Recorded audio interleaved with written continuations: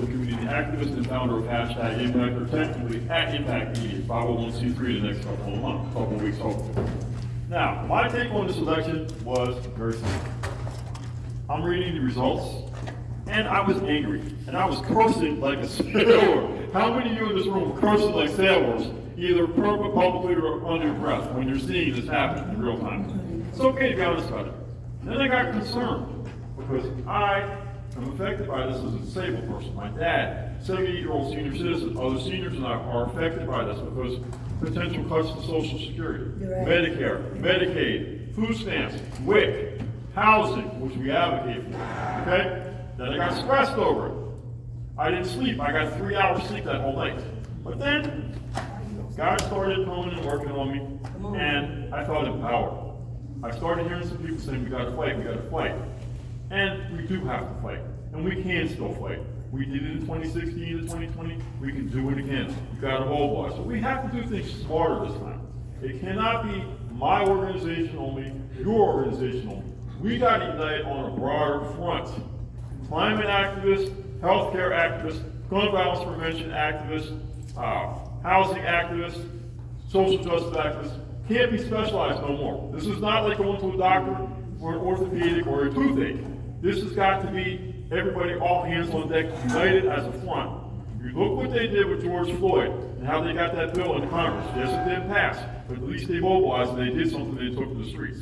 I'm not saying take the streets yet. We may not have to do that, let's hope. But we've got to mobilize and we've got to come together. We've got to work with each other.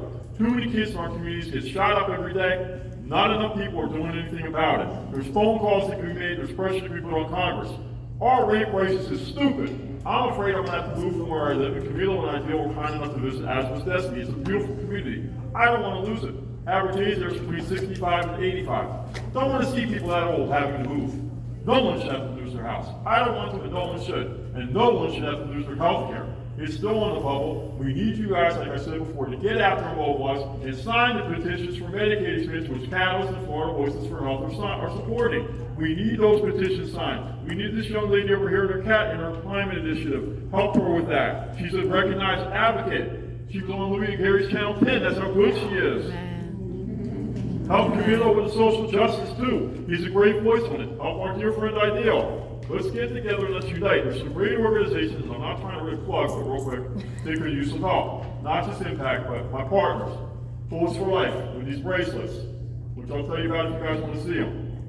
Survivors affected by violence down south of Miss Letha. She's feeding people and she's also taking care of people with gun violence. Families affected by violence from Tracy Brown too. My good friend Tawana Akins, who could not be here tonight with Community Collaboration Exchange and the Better Me, does a lot in this community of Brown Stuff. Ms. Jill Quetta Griffin Batista with Collective System, and among many others, who are doing a lot in this community. The speed of smalls, you guys the bigs, come together, all of us together. Thank you all. God bless. We got to unite the fighting. Thank you. Amen.